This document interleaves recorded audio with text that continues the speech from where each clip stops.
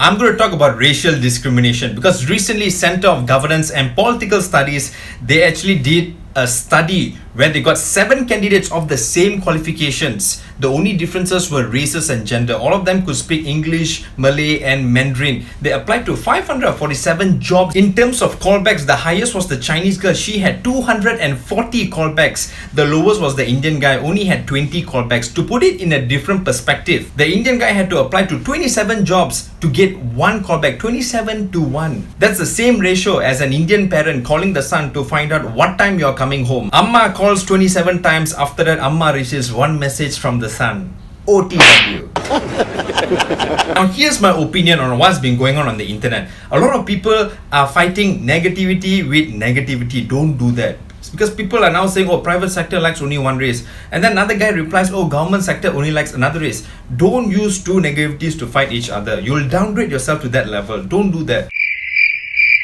We all learned that in The Dark Knight. Joker went to Gotham, took the best guy Harvey Dent, said some stuff. Harvey Dent downgraded himself to Two-Face. Batman got shocked. I took Gotham's White Knight and I brought him down to our level. Point number 2 is don't generalize, be it whether you're the employer or the applicant. Because a lot of people make this mistake. For example, company A hires 2 people of race X. Both people underperforms. Now company A says, you know what, I don't want to hire race X anymore. You can't say that. Your data sampling is different. 2 is here and then but race X, there's so many here, 2 out of 2, then you apply this 100% to this. No, it doesn't work that way. And it works the other way as well, because now from this study people are saying, oh, Chinese employers are racist. No, you can't say that, because the numbers here are pretty small. There's so much of jobs out there. You can't just generalize. To put things in layman's term, if let's say I were to walk into a bar, I see 10 customers there, all of them are Indians. I can't go out there and say all Indians are drinkers. No. Some Indians actually like mango lassi. Don't generalize. People still make this mistake. They come up to me and say, hey Gajen, you're half Indian, half Chinese. That means you drink and gamble. No, I don't. But I eat mutton and pork, which is another way of saying I like gout. Now we move on to the solution to racial discrimination. I'll break it down into 2 parts, employers and also applicants, individuals. I'll start off with employers first, and this goes to private, government sector, whoever it is. Point number 1, race, gender, whatever form of groups, they don't bring much value to a company. The thing that brings a lot of value is attitude, skills and experience. Yes. In fact, people still ask me, Gajen, you're a mix, right? Which race do you like to date? I said, no, I don't look at race. To me, the most important is the inside. I meant personality, by the way. Point number 2 is companies need to know how to do root cause analysis. A lot of them do it wrong. Like the example I gave just now, 2 employees of race X don't perform well, race X gets the blame. No. The root cause is most of the time hiring and training process. If you actually look at all the multinational companies that are bringing a lot of money, good revenue, good profit, very diversified employees. Goddamn right. Point number 3 is don't be biased towards a certain race or gender, because that will eventually end up in lesser profit for your company. Yes, it's true. Because of a small data sample and you getting the root cause analysis wrong, you blame this entire group. That's not good. You're not being fair to me. Because in this group, there are a lot of people who are able to add a lot of value to your company. So lesser value means lesser money. Diversity means more value, more money.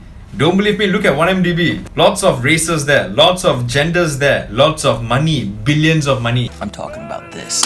Never be biased towards a certain race or even gender. Like recently, a female singer passed away. She was driving alone, got to an accident, and then this idiot gave this comment.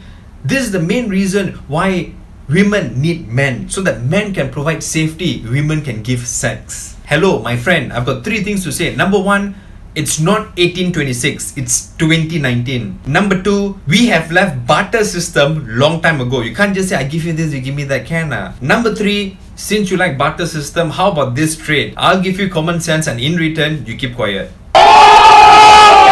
Right, now we move on to the solution for racial discrimination for individuals, job applicants. Point number 1, be resourceful, keep working hard. Most people who don't have jobs, you ask them how many jobs have you applied, they say 20, 30. Apply for hundreds of jobs, eventually you will get it. It's like Tinder, if you keep swiping right, eventually you're going to get a few matches. Although most of them are going to be old money collectors, but hey. Point number 2 is sometimes it's a blessing that you did not get that job, because why would you want to work for someone who's racially or gender biased. You want to surround yourself with successful people, which is why I always tell people every rejection is just a redirection. Goddamn right. Point number 3 is ask for your friends' help. Post on social media, hey, I have these skills, I have this experience, I want to work in this industry, can anyone help? You will be surprised by the amount of people who will help you. Ask people to refer you. It increases your chances of getting a job. It's very simple. If you're very single and desperate, if you ask your auntie to refer you, you'll be surprised how quickly you can start a family. My final point to individuals, do not get overly sensitive. Trust me, I'm a half Chinese, half Indian who looks like a half Malay but often gets mistaken for a foreigner.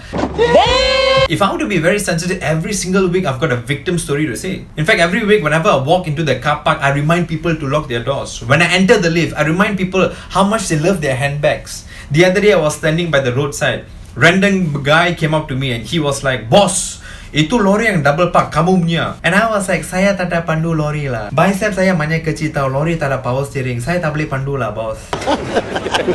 In fact, I even had educated people that come up to me and say, "Oh, Gajen, I didn't know you're a Chindian, because you look a bit dark." Apparently, skin color is the only physical characteristics of a human being. Not eyes, nose, mouth, hair, just skin color. You're a goddamn genius. Do I get offended over all these things? No, I don't. Because I've reduced my sensitivity, I've increased my tolerance, I've learned to deal with imperfections. In fact, I find all of these things funny.